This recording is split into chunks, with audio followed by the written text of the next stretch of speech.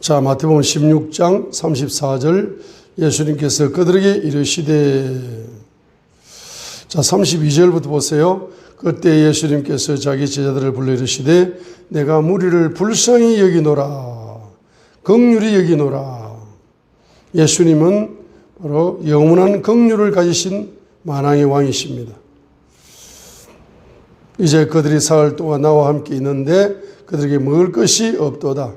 그들의 길에서 쓰러질까 염려가 되므로 내가 그들을 굶겨서 보내지 아니하리라 하시니, 그분의 제자들이 그분께 이르되 우리가 광야의 어디에서 이 큰 무리를 배부르게 할 만큼 많은 빵을 구하리까 했습니다. 이 제자들은 바로 큰 무리를 먹일 만큼 많은 빵을, 이미 존재하고 있는 빵을 돈을 투자해 가지고 사와야 된다는 일반적인 믿음을 이야기하고 있는 겁니다. 그렇죠? 그때 예수님께서 그들이 이르시되 너희에게 빵이 몇 개 있느냐 하니까 빵 7개 하고요, 작은 물고기 몇 마리밖에 없습니다. 그죠? 그런데 이 많은 큰 무리를 먹이려면 배부르게 할 만큼 많은 빵을, 물고기를 사 올려가면 돈이 있어야 되고, 돈을 투자해서 이 큰 무리를 배부를 만큼의 빵과 물고기를 사와야 된다는 일반적인 믿음을 지금 이야기를 하고 있는 겁니다. 그러니까 예수님께서 34절에 질문을 하시고 나서 명령을 합니다. 35절에 그분께서 무리에게 명령을 합니다. 땅에 앉으시오, 땅에 앉아라, 이렇게 무리에게 명령을 합니다. 그 무리가 뭘 합니까? 바로 순종을 하는 겁니다. 무리가 순종을 하게 되니까, 순종을 한다는 것은 예수님을 믿고 예수님의 말씀을 순종함으로 레마 신앙을 가졌다는 겁니다. 자, 레마 신앙을 가지게 되면은 경제 기적이 일어나죠. 레마 신앙을 가지려면은 반드시 경제 문이, 기적의 문이 열립니다. 다양한 기적의 문이 열립니다. 그때 46절에 보세요.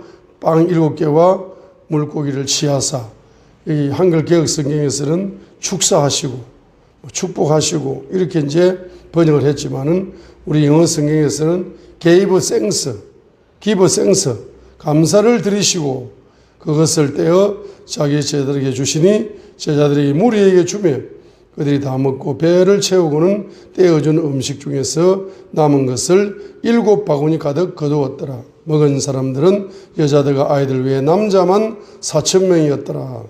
큰 무리가 배불리 먹었습니다. 자, 이러한 작은 경제의 36절 감사를 드리게 되면은 큰 무리가 먹을 정도로 빵과 물고기가 창조되는, 경제가 창조되는 경제 창조의 기적이 어디에 숨어 있었느냐? 감사에 숨어 있었다는 겁니다. 그 창조주께서는 바로 창조 기적의 DNA를 어디에 감추어 두었느냐 하게 되면은 감사에 감추어 뒀다는 것을 예수님께서 지금 힌트를 주는 겁니다. 저와 여러분에게. 그래서 감사는 뭡니까? 창조의 능력을 불러온다. 감사는 창조의 능력을 불러옵니다. 자, 그리하여 시편 저자는 시편 106편에 이스라엘의 출애굽의 역사와 광야의 역사와 가나안 정복의 역사 속에서, 바로 시편 106편에서는 정복의 역사 속에서 1절에 보면은 너희는 주님을 찬양하라, 주께 감사하라, 그분은 선하시며 그분의 긍휼은 영원하도다로 시작됩니다. 자, 그래야 이제 6절부터 46절까지, 6절부터 46절까지는 이스라엘 백성들의 출애굽의 역사 속에서 부정적인 사건, 광야 속에서 부정적인 사건, 가나안 정복 역사 속에서 부정적인 사건을 쭉 나열하면서 각각 부정적인 사건이 99.9%에서 망할 수밖에 없는 상황에서 0.1%의 감사의 조건을 기록을 하고 있는 겁니다.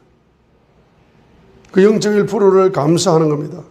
그래 감사하게 되니까 모든 것이 99.9%의 부정적인 사건이 긍정적인 기적으로 역전되고 전환될 수 있는 역사는 감사에 있다는 겁니다. 그래서 바로 감사에 하게 되면은 48절의 축복이 열려서 주 이스라엘 하나님을 영원부터 영원까지 찬송할지어다. 영원부터 영원까지는 카이로스의 시간의 은혜입니다. 감사하는 자에게는 카이로스의 시간의 은혜가 적용되어져서 부정적인 사건을 카이로스의 시간이 긍정적인 사건으로 역전시키는 기적이 일어난다는 것. 지금 기록을 하고 있는 거죠. 자, 그 다음에 시편 107편 1절에도 보세요. 이렇게 시작됩니다. 오 주께 감사하라. 그분은 선하시며 그분의 긍휼은 영원하도다. 이렇게 시작이 되었습니다. 그죠? 그래서 이렇게 이제 하게 되는데 그들이 이제 부정적인 상황 속에서 뭘 해야 되느냐? 6절처럼 고난 중에 주께 부르짖어라.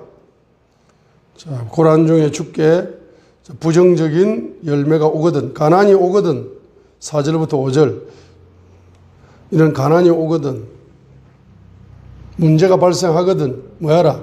부르짖어 기도하라. 부르짖어 기도하게 되면은 주님께서 반드시 응답을 하시고, 그 응답을 하신 그분은 어떤 분이다? 43절 바로 그들이 주의 인자하심을 깨달을 것이다.